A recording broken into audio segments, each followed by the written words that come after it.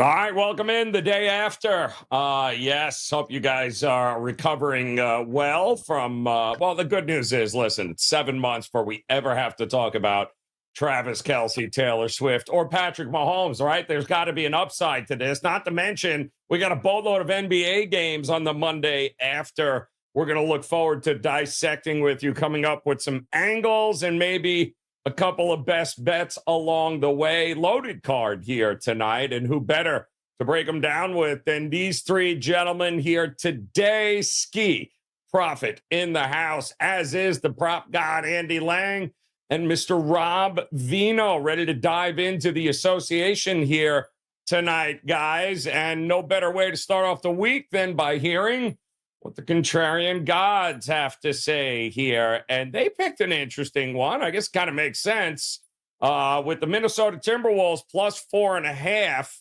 And boy, certainly seems like a lot of people were in a rush to go bet the Clippers here, but maybe not so fast here. I even saw this maybe even 3.5 at some point. I think that's what it opened up with, but the Clipper money is pushed it to 4.5.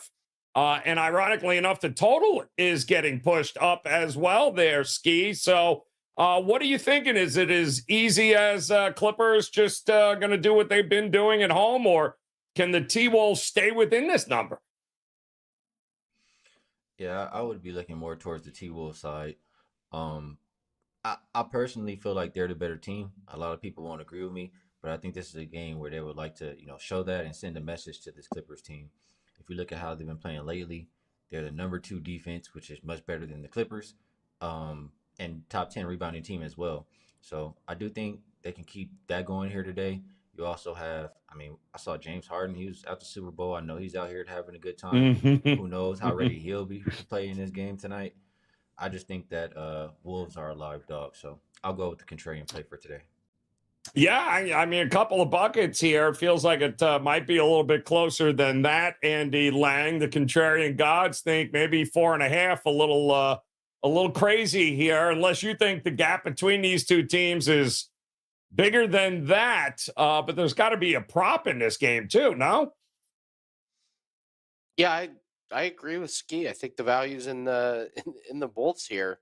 Clippers, you could point to a couple cracks in them the last couple home games that they've played. Not a great showing against the Pistons, and then before that they lost to New Orleans. So two not great home games there from them. And Rudy Gobert over 26.5. Here we go. I think I'm one of 17 betting on Rudy Gobert, but he's been fantastic. I don't want to say he's justifying the trade, but he's certainly making it look way better than it looked last year. Gone over in 6 out of 7 on this number. He's had 29.3 rebounds and assists or more in 4 straight. And Durant just had 10 points and 18 rebounds versus the Clippers. I think they're a little vulnerable. There was no way the Clippers were going to be able to keep up those stats with all of those guys being healthy. So you could see a little lull here over the next few games for the Clippers, and I think Gobert has a really, really good game. And as much as I've loved the Clippers, I think they lose outright tonight. He is certainly, he certainly kind of had his way there with them as of late. So maybe the board's dominated by Gobert tonight, which would be reason enough, Rob Vino, to consider the 4.5 points here. But you know the deal. Both of these guys already on the Contrarian God side, which means we're either running to the window and backing the Clippers, or you're going to make a case for them. Which is it? I don't want to make a case for him, Joe, but I guess don't do it then. Don't do it. I guess that means I have to alert everybody to open up their apps and get to business with the Clippers here. But I like the Timberwolves as well. They played back on 14th of January. Most everybody involved. Zubats wasn't involved for the Clippers in that game. Minnesota did win at home 109-105. But I think the disparity in defense here probably shows again. Minnesota is one of those rare teams that has enough wing defenders to handle what LA kind of does best from an offensive standpoint. You don't often get enough guys that want to play defense in that particular position.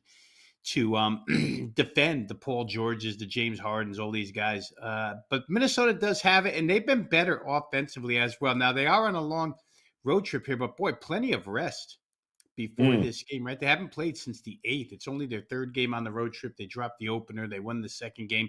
This is probably one that they've had circled on the calendar.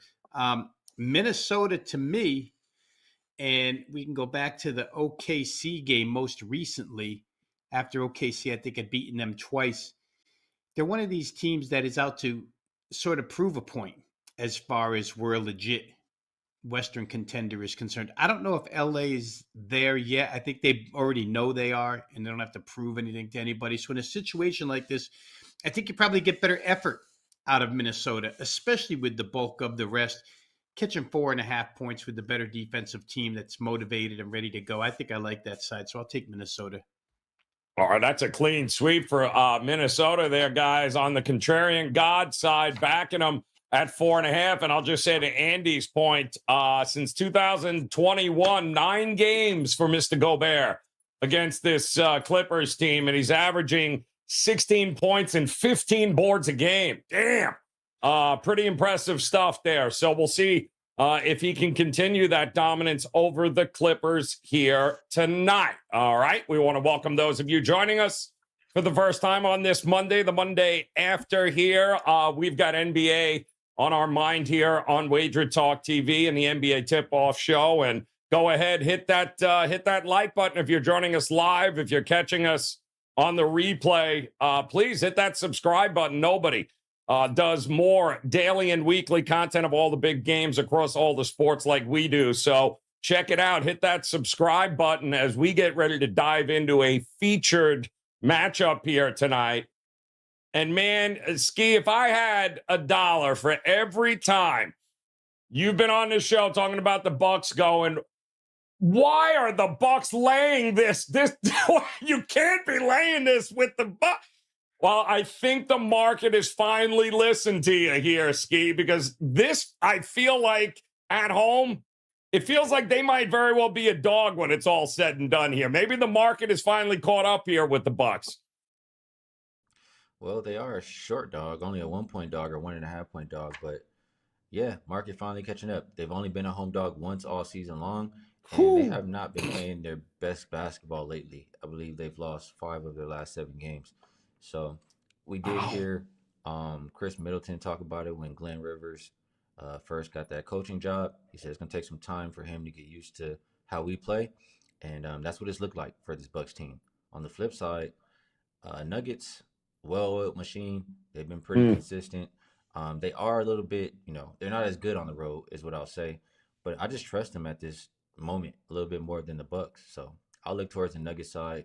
And as far as the total, I think I agree with the market. They pushed it down 5 points here. If I like the Nuggets, Nuggets are playing at bottom 5 pace.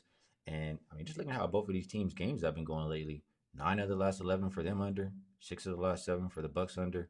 Either the Nuggets or the under for me. I mean, who's going to guard Jamal Murray on the Bucks? This should be interesting to say the least here. So wouldn't even mind. I have a feeling Rob Vino is going to have a team total for us here, maybe to throw out there coming up. But Andy, I don't know. There's got to be maybe a prop or two in this game here where it just feels like there's 2 or 3 dudes who might have just monster games in this one. Yeah, and I struggle with who they're going to be, so I'm actually going to look at an under on a guy that's actually been on fire. It's Brook Lopez. I got his number at 18.5 points, rebounds, and assists, and he's hit this 9 games in a row, and I just don't believe that Brook Lopez is the guy to hit an over on his props on 10 games in a row.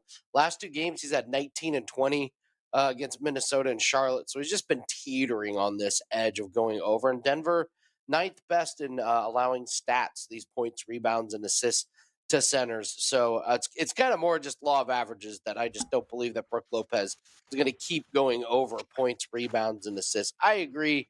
The value certainly in taking at least one guard on Denver to exploit the Bucks, but you got to be careful with those because a lot of times they're baked into the line. Like the books know that the Bucks, suck on the outside. So you got to be careful with some of those, even though they may have the best, they may have a great matchup.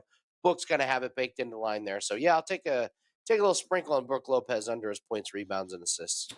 Ooh, I like that there. I'm not seeing unless Skee or Andy, Rob, are you guys seeing anything crazy on the injury report here now at the 4:30 hour? I know Middleton is still out, but KCP, maybe is Michael Porter probable? Anybody? Are you seeing anything different there, Vino? He's probable now. So, what are you thinking when you look at this game here tonight, Vino? I'm thinking. Let me first talk about the head coach of Milwaukee. Oh, they have Rivers. one? This is hysterical. I mean, I love the way guys get excited when they pound a helpless team and then think that that's a corner turning, tone setting. But prior to playing Charlotte, which was their last game, Milwaukee defensively had given up 123 to Utah, 114 to Phoenix, 129 to Minnesota, lost all three against the spread. Then they get Charlotte. Decimated, decrepit Charlotte. And here's what Doc Rivers says after they beat this team into the ground, 120 to 84. I thought we set a tone defensively. We were flying around tonight. Our energy was high. I didn't see our guards get picked. We've just got to keep working on it. I mean, come on, Doc. You beat Charlotte. Give me a break with these quotes. They're still not a good defensive team. And I don't think anything that happened in the Charlotte game is positive momentum in the form of defense where Milwaukee's concerned, especially against this team, Denver, which is so offensively efficient. It doesn't matter which level you look at, whether it be the guards, whether it be the forwards, Gordon and Porter Jr., whether it be the center Jokic. They find ways. Chris Middleton did play in that contest that they played a couple of weeks back, and Denver won 113-107, I think. And to me, guys, Denver has been taking serious games seriously. Now, they just got destroyed by Sacramento, but that was the night after they went to L.A. They unveiled the Kobe statue. Denver came with a purpose. Denver took the life out of the building and won the game, then came back the next day flat. They've had time off, haven't played since the 9th. This is a game I think that they will target to win, and they're just the better team on both ends of the floor. So to me, it's got to be Denver or nothing here. I like Denver fairly strong in this contest, so I'll play it that way. All right, looking for Denver to impose their will here against that lack of a defense for the Milwaukee Bucks. But what about a total? Let's see if we can focus on one here tonight. And this should come to no surprise here that we're talking about the Washington Wizards taking on the Dallas Mavericks. Maybe the thing that is most interesting about this is that we haven't really seen it move a whole lot. 247.5. What you see is what we've had all day long here. I do think I'm not seeing anything crazy as far as the injury report, Skee. Are you kind of shocked this hasn't moved one way or the other? Not really. When I think about both of these teams, I do think of a high-scoring game. It should definitely be played with pace. Wizards are number one in pace the last 5 games, and Dallas, I think, is top 10 as well.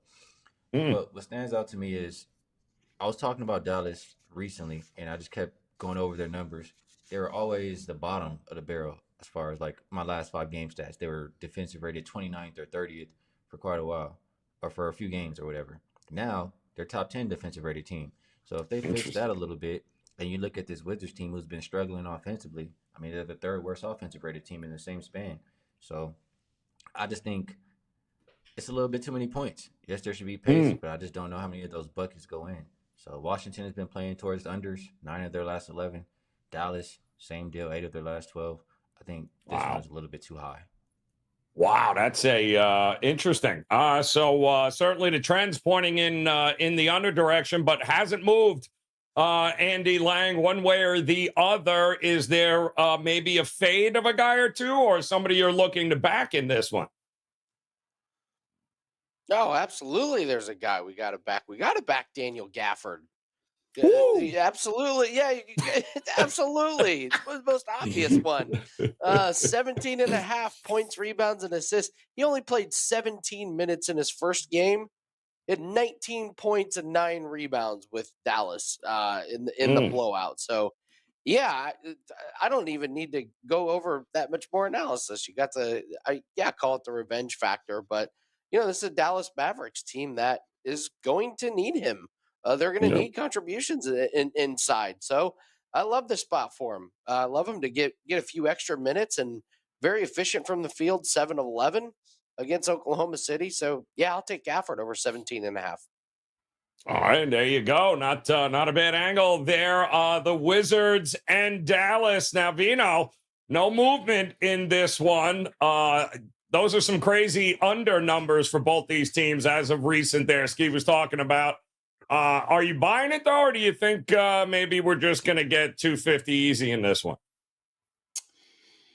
Well, it's a tough number, actually, Joe, to tell you the truth, because the last 2 Dallas games have gone over. I mean, the long-term stuff, they've been an under team, they've been an under team, but, for the most part over. But what Andy was saying is what I got to allude to here, because I watched that Oklahoma City game the other day, and Dallas with a defensive center. We've talked about Derek Lively Jr. all season long, but he's out.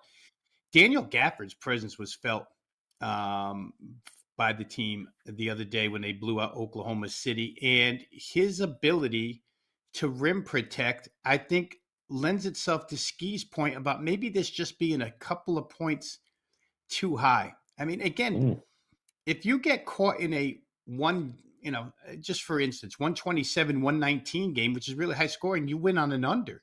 And I think that what Gafford brings to the table defensively probably helps. Obviously, he's going to be excited to play against his old team, and what he does best is run the floor and play defense. So I think you'll see a lot of contribution out of him there.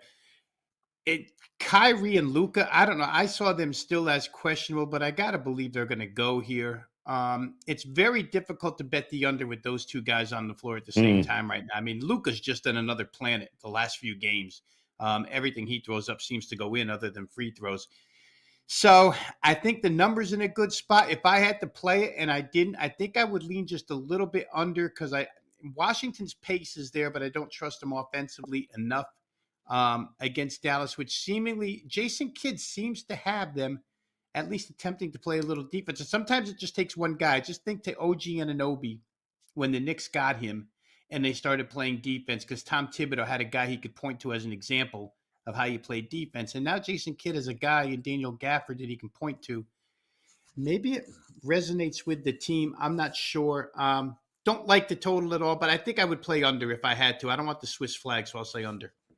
All right, going to lean towards the under in there. It's intriguing game for sure there. Also the highest one, I believe, on the board. But we do have some dogs we want to focus in on and see if there's anyone that might be barking. There are some intriguing teams on this list here. So, Robert, let's see what we got tonight with the dogs. That's my dog.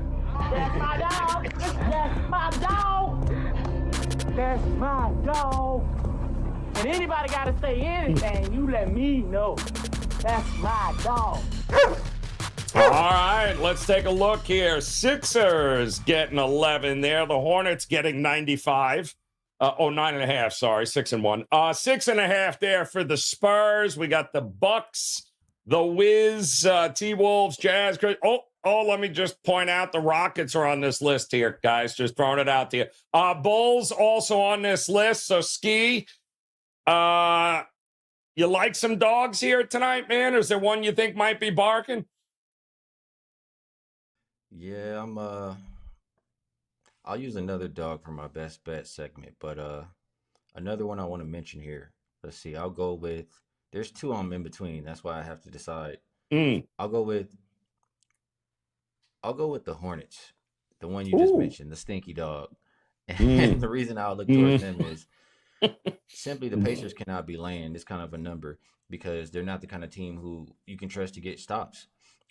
Recently, they've been a 6-point favorite, I think, and another game they were 8-point favorite. I faded them in both, and we cashed a ticket So it's not so much of a play on the Hornets as it is a fade of Indiana. What I can say is the last 5 games, Hornets have been the better defensive rated team. That should be a red flag for any Indiana backer. And Hornets have been the better rebounding team. So if they can do those things, and tonight at home behind the home crowd, I think they can keep it respectable. So Hornets plus the points will be my dog of the day.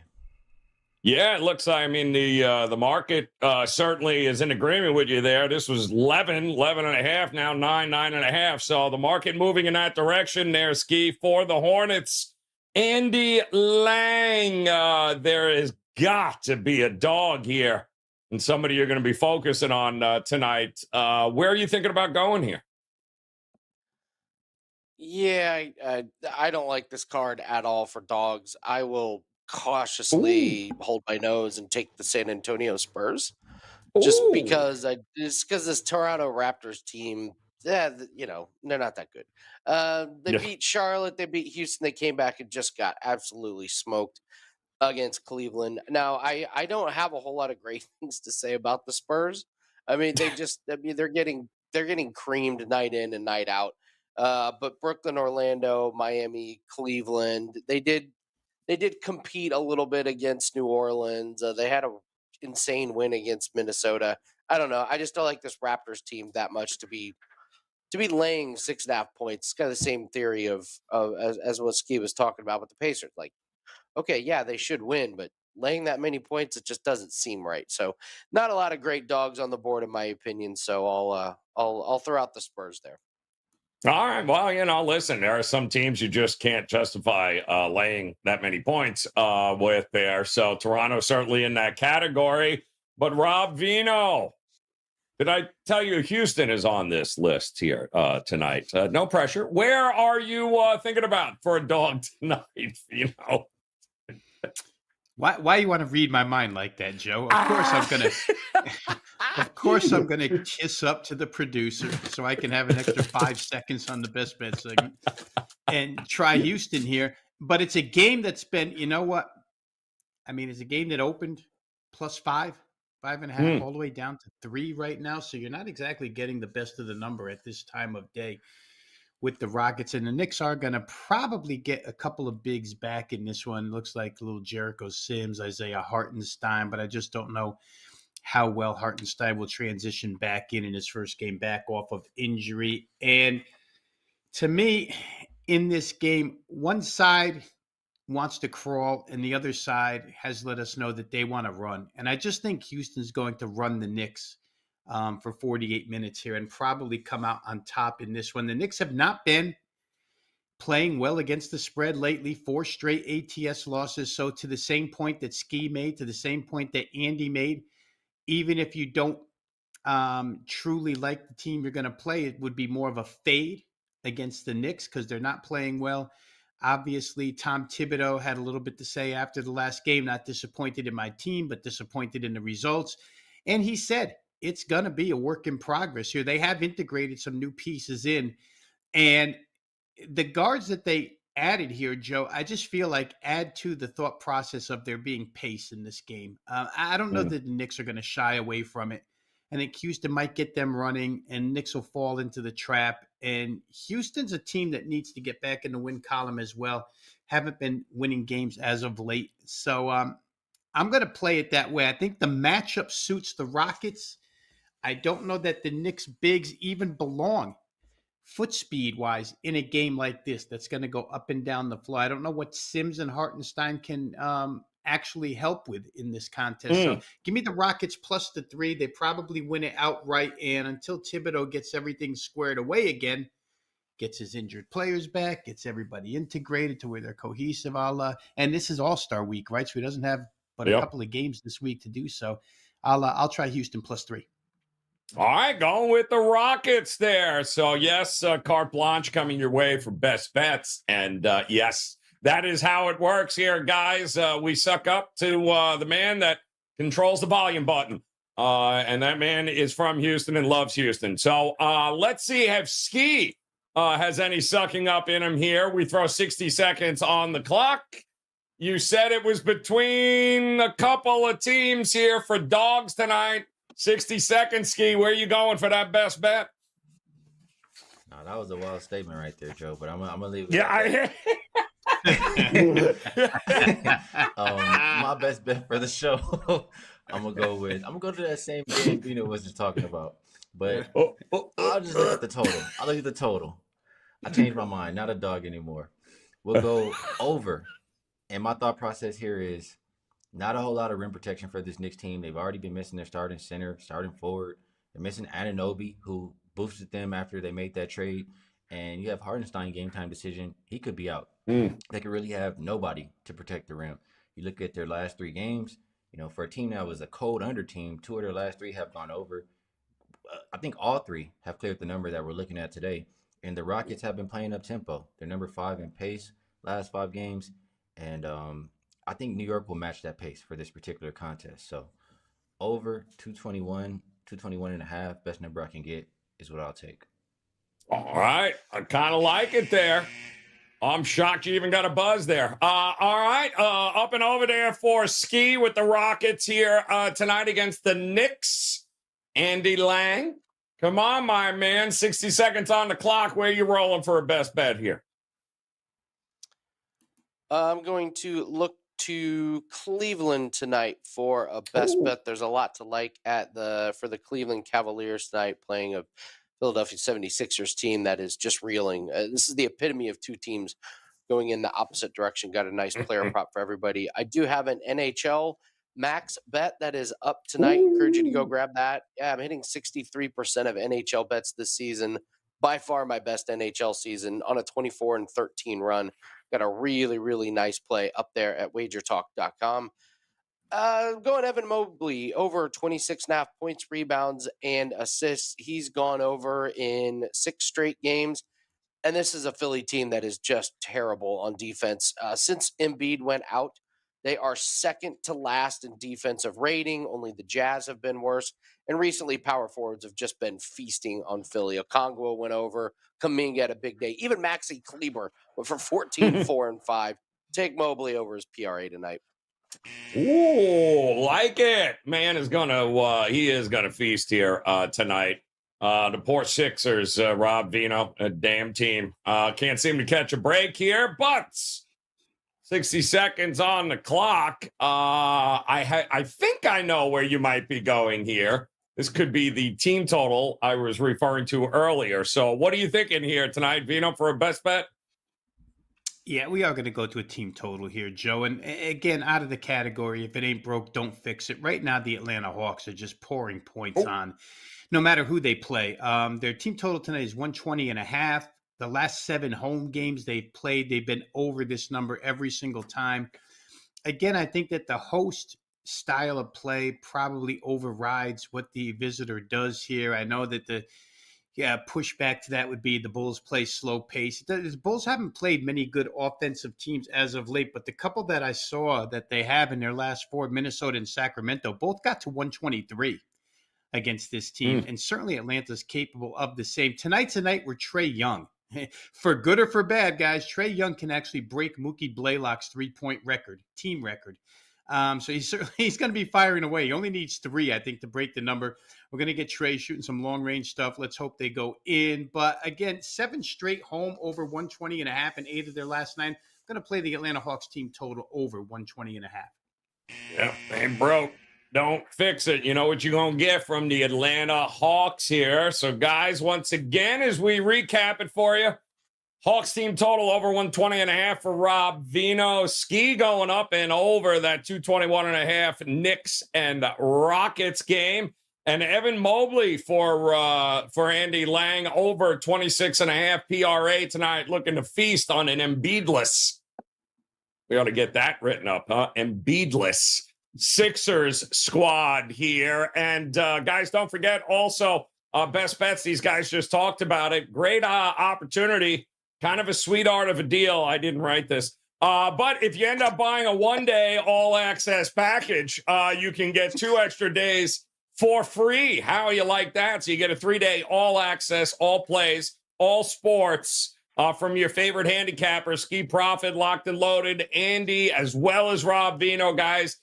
Go visit them at their page at WagerTalk.com right now and take advantage of, yes, that sweetheart of a deal, guys. 3 days for the price of one. You can't beat it. And, of course, plenty more where this comes from all week long, as now that football is gone, a lot of focus for folks on the NBA as well as college hoops. So I certainly hope you'll hit the subscribe button, come back and join us and check out all the daily and weekly content we have for all the big games coming up this week. And on behalf of Skee, Rob, and Andy, we appreciate the time, guys. Best of luck with all your plays this week. We'll talk to you again soon.